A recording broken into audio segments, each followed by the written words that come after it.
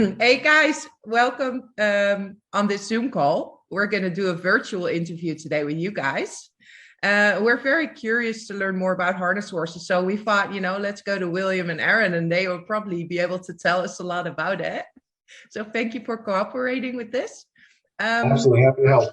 Well, I'm actually a horseshoer by trade. That's how I make my living. Dutch harness horses are basically an out-of-control hobby for me. A little breeding program going now. I've got, we've got anywhere 4 to 5 mares that we breed every year. And we have 2 stallions, Atleet here in the US, and I own Macho in the Netherlands with Robbie. She's in training with Robbie and Chantel, and stands at the Mana. So I'm a horse trainer is what I do. I own Rocky Ridge Stables, and I do a lot of young horse starting, learning them how to drive. Then I like to prep for the currying, and I do a few shows a year or two. And, I have a few mares that I raise foals. I have 3 Dutch mares right now. Try to get foals out of them every year. And the first Dutch harness horse I saw in person was a horse named Tango. He was a Yonker son out of a waterman mare named Katinka. Big chestnut stallion, big, tall horse, kind of that big presence. Back then, it was just the most amazing horse I'd ever seen. And that we actually bred that horse to one of our hackney mares that my dad owned. And that was kind of how we dipped our toe into it. And then I went out to Indiana in I guess it was the February of 2010. And I brought a Patain mare bred to Optimer. And that was kind of the thing that sold me on it most. And I liked the mare, but that Optimer was always my, kind of my first, experience or first seeing these horses. So, that's kind of how it all started. And she had a colt and raised him up and off to the races. But what I like about the Dutch harness is their attitude and their hind leg is probably the thing that stands out to me most. Their suspension, just that type of horse is what I like. And from what I've seen as a driving horse, that's the only breed that has that to that extent and so naturally. Who taught you guys how to drive? Like, who taught you that? Or did you just jump on a cart and just figure it out? So honestly, for me, I grew up driving with like I said, I got my first pony when I was 3. So I learned the basics from my dad. And, it is difficult learning how to prepare and show and train these horses in the US. It really is. And I basically did it. I would go on YouTube and study videos of Hank Hammers and Robbie Van Dyke and, their hands and watching how they prepare and what kind of equipment they're using.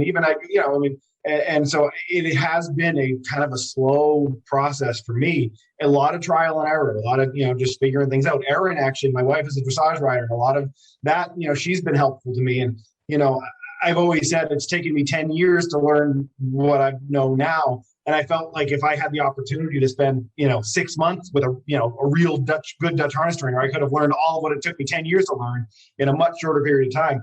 But every barn I go to, I'm looking at what equipment they're using, what kind of bit they have, how they're doing things. And so, these horses are pretty unique in this country, pretty, at this point, rare in this country. And, when I see people that are doing things the way I aspire to do them, I ask a lot of questions. I look at what they're doing, and I'm a real visual learner. I like to just watch people and how subtle things, how they're moving their hands, how they're holding the line.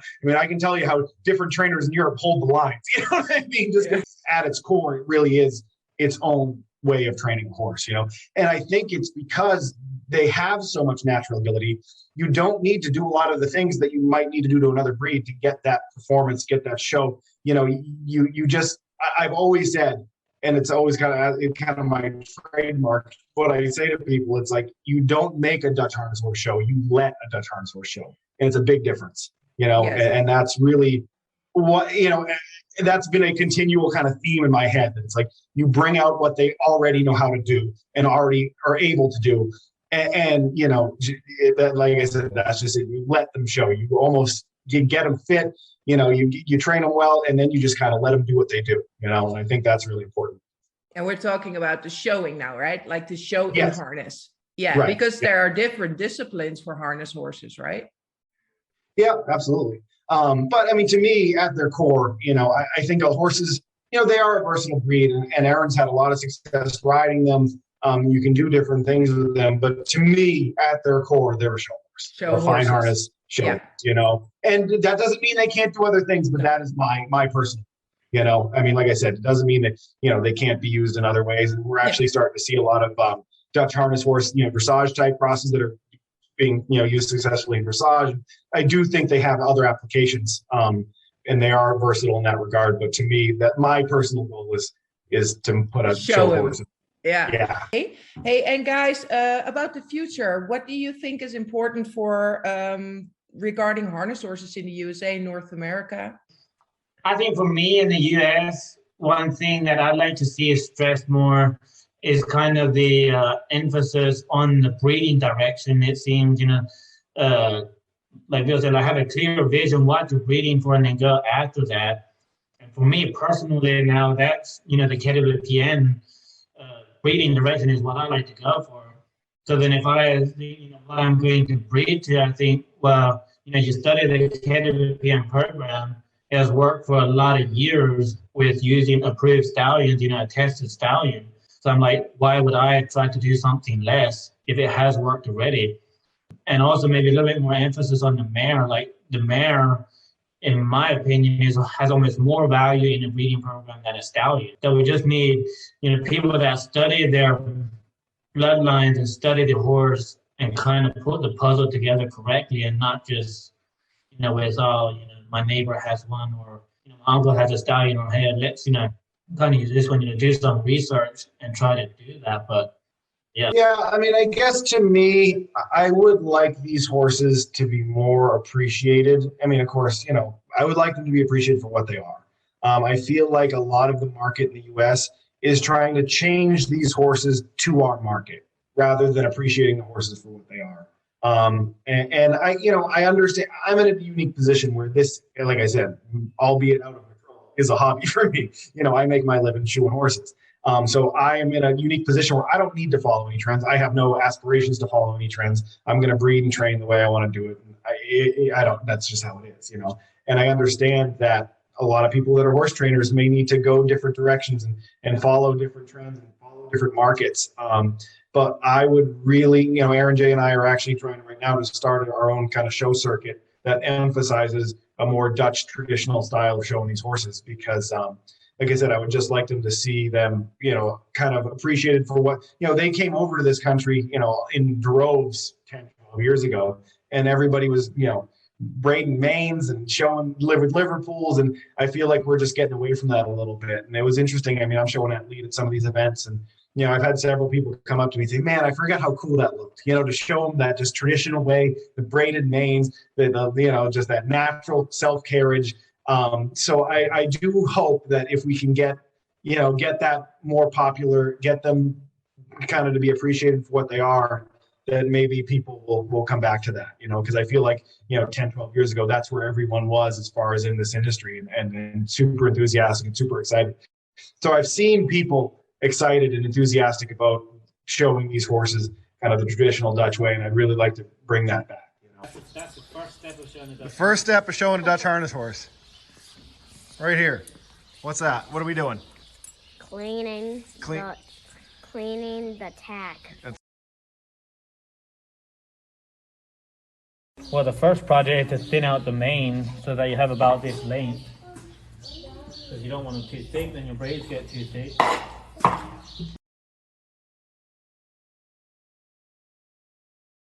Put a little bit of the wax in the mane to make it nice and sticky. Section off a small piece because we like a lot of smaller braids on these guys. I have an example of our traditional Dutch show buggy.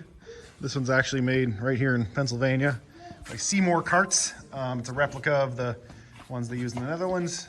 This is in your traditional black and white gear is kind of most common. So that's that. All right, here we go. This is the next step. But you take this and fold it in half, and then fold it in half again, and then just put your band around that. Yeah. So you wrap around and tie it to a double knot, and you tie it like a shoe. And here we got this. So this I usually go about was about 3/4 inch, and just snip off. Just usually cleaning up the junk. That looks pretty straight. Hey, stop turning around. We gotta check how straight you are. Yeah, just keep turning your head.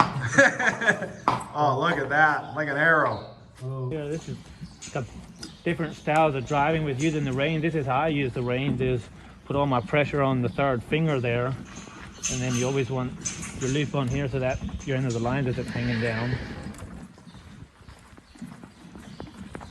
And every Dutch harness horse needs an audience.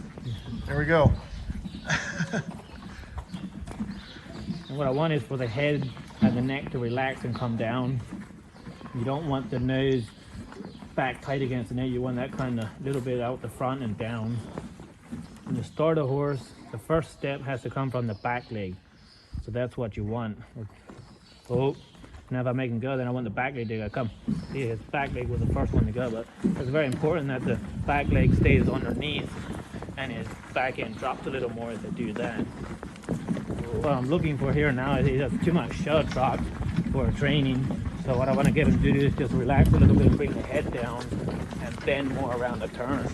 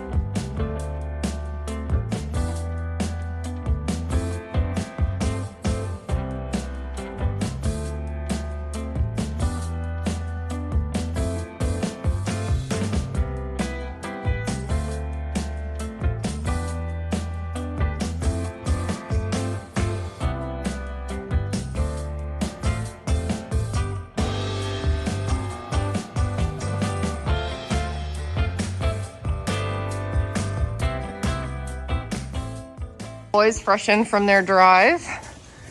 So good.